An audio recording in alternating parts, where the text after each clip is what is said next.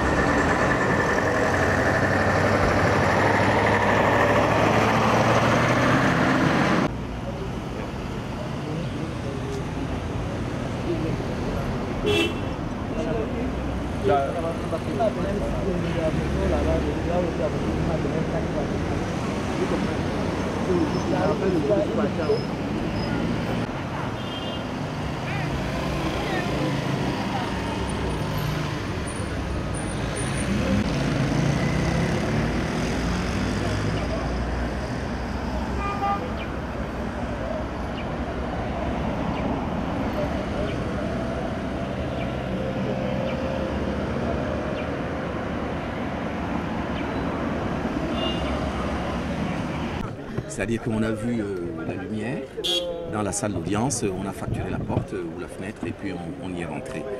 Encore une fois, je m'inquiète toujours de la clarté et du souci de vérité ou de transparence qui est recherché par les différents acteurs. Il y a des responsabilités, de mon point de vue, qui doivent pouvoir être examinées.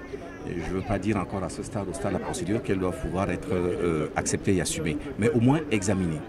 Je pense que c'est le plus important. Et l'État, lui, dans sa responsabilité, indique, et l'a toujours dit, que même si ces agents ont pu éventuellement être mêlés, parce que ça c'est un fait incontestable, un infracteur peut être n'importe qui, c'est un père, c'est un responsable fiscal, c'est un fonctionnaire aussi, donc l'État ne peut pas surveiller chaque seconde chacun de ces agents.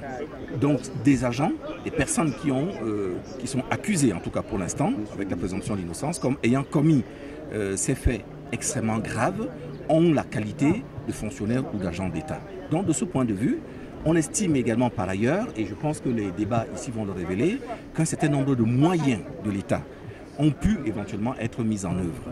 Donc de ce point de vue, l'État, non seulement dans sa dimension de personne justiciable, l'État est justiciable, mais aussi, me semble-t-il, dans le contexte de l'adhésion ou pas aux instructions qui peuvent être discutées, a le droit de dire que lui n'a en aucune façon jamais donné d'instructions pour que des choses aussi ignominieuses puissent être entreprises.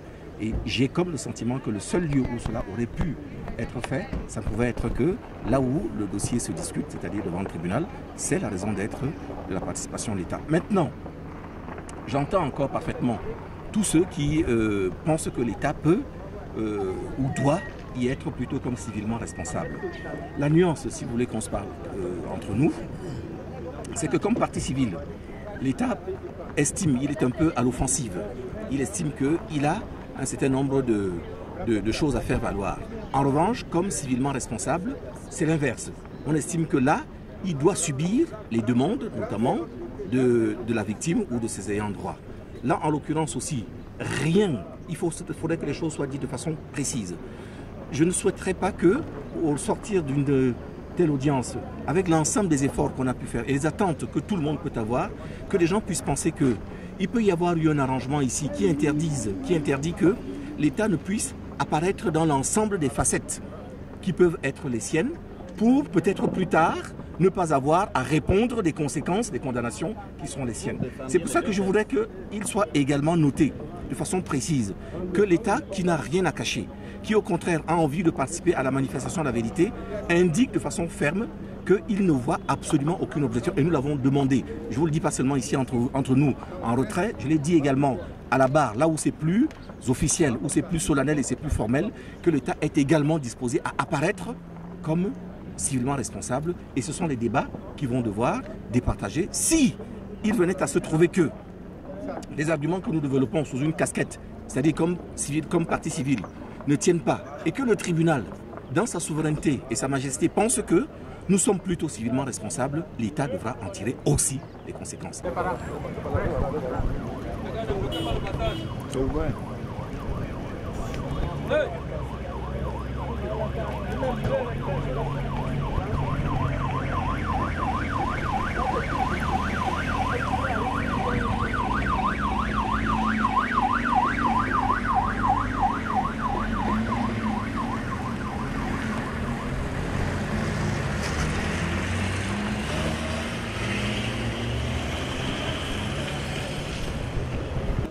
Moi, je pense que sur le principe, vous savez que le principe du contradictoire est un principe fondamental, n'est-ce pas, en droit pénal, qui plus est en droit criminel.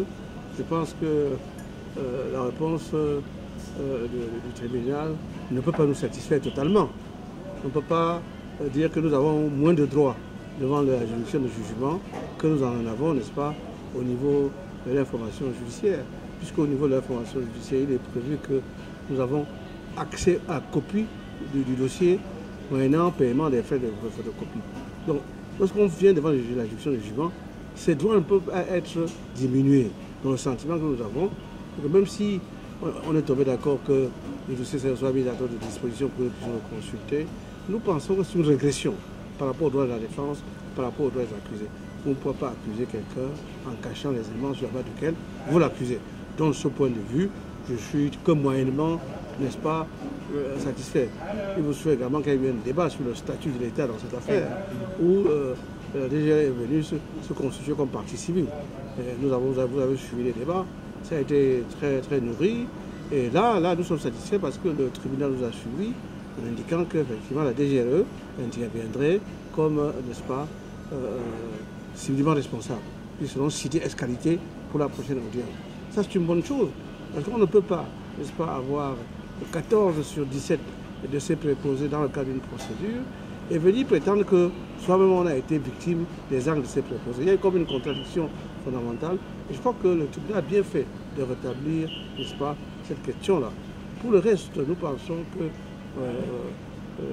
les dispositions matérielles prises pour nous permettre, n'est-ce pas, de mettre fin aux tracasseries procédurales que tout le monde a observé depuis le début, parce qu'on est quand même plus d'une trentaine d'avocats. Si à chaque audience, on doit donner la parole à chaque avocat, vous imaginez que ce procès risque de démarrer peut-être dans 3, 4, 6 mois. C'est pour cela que nous avons soutenu, n'est-ce pas, la proposition de notre confrère Assira, qui a proposé que nous puissions nous retrouver pour régler toutes les questions de procédure avant la prochaine audience. Donc je pense que le 6 mai, les choses sérieuses vont commencer. Et puis, comme je dis tout le temps, il y a un temps pour tout. La vérité apparaîtra, tout le monde la verra. On n'aura pas besoin, n'est-ce pas, d'aller dans les antichambres pour accuser X ou Y. Donc je pense que globalement, ça a été une bonne audience. Ça s'est fait dans le calme, dans le respect des uns et des autres. Et j'espère que cette courtoisie qu'on a observée au cours de cette audience et qu'on n'avait pas observée lors de la première audience, elle va demeurer dans l'intérêt de la justice.